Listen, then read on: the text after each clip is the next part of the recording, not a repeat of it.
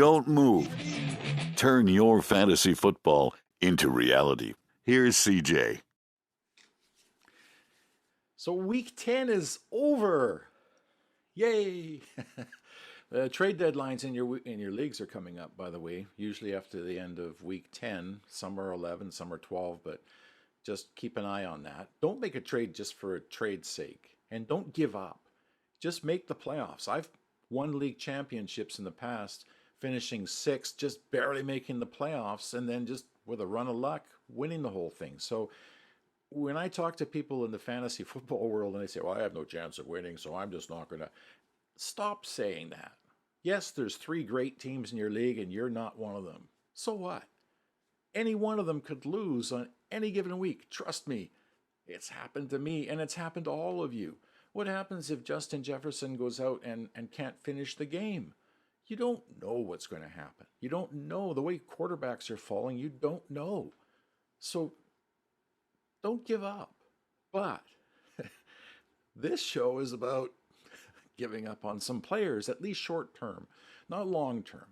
Like, I've got a list here of guys that I have on different teams, and I just don't want to play them. But with bye weeks, I'm kind of forced to. And these are not bad players. Dotson in Washington, great 1 week and nothing the next. How does that happen? I mean, it's been like that all year. I just don't trust him. I don't know what to do with him. He's sitting now. If I have someone else to play, I'm sitting him. I'm not getting rid of him. I'm just sitting him until he does it a couple of weeks in a row and I can get some confidence back. And that's the same thing with a lot of these guys.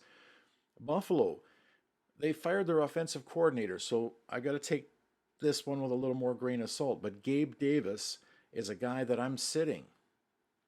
I had to play him this last week. I'll explain that in a second. But if the guy's name isn't Diggs or Kincaid, there's no consistency to anything in Buffalo as far as wide receivers go. The running backs, well, who knows? They all look good. You can play either one. You can play Murray, or you can play Cooks. He just seemed to fumble a lot less. It was not a good night for him. Any New York Jet that isn't named Brees Hall, can't really play him. Even Wilson, the receiver, he's not getting any touchdowns. 80 to 90 yards a game. Okay, so that's borderline. I mean, I want a little bit more out of my ace wide receiver. I'd like to get 14, 15, 16 points out of him if I could. But, in a PPR league, he's fine. But Brees Hall is the only guy I really trust to be consistent in that lineup. Any New England Patriot, except Stevenson or Elliott, they're getting 10, 15 points a game, and that's about it. Well, in PPR they are.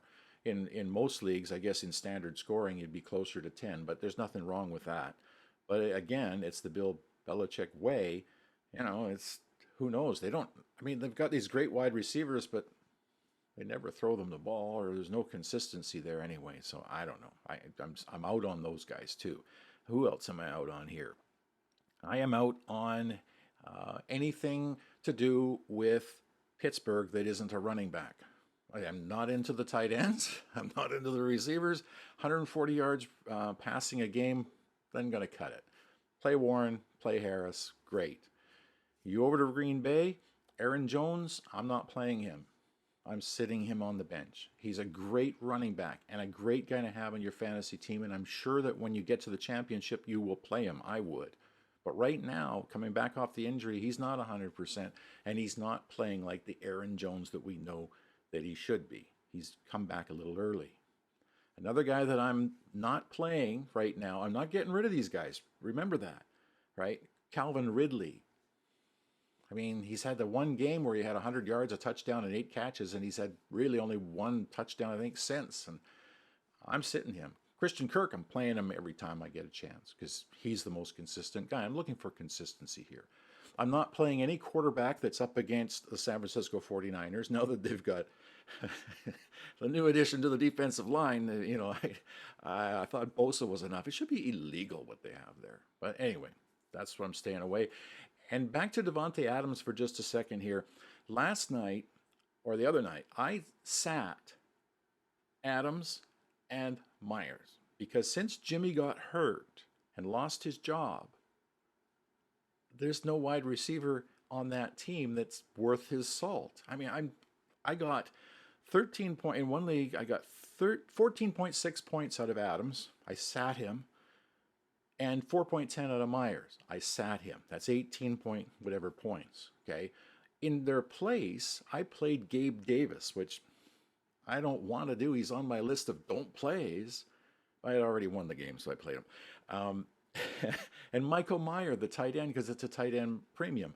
Those two in the league that I've got me 23.5 points. Adams and Meyer got me 18. I don't know what to say. All I'm going to tell you is this. Quarterbacks in the league are all over the place. There's about 3 or 4 that have been consistent all year, and the rest are in and out of the lineup. I don't know who to tell you to take in Atlanta. I would just leave that whole thing alone. Bijan or Algier, what's the difference? A touchdown. Really, that's about it. Although Robinson is coming on a little bit more now. But I don't know what to tell you other than these are the guys that I'm kind of hesitant to play. I haven't given up and I'm not getting rid of them, but I'm holding them and I'm trying not to play them. And I hope that works for you too. See you again. This is the Dirty Landry Experience. Good luck in week 11 coming up. You might need it. I know I do. Oh boy. Like and subscribe. You know the rest.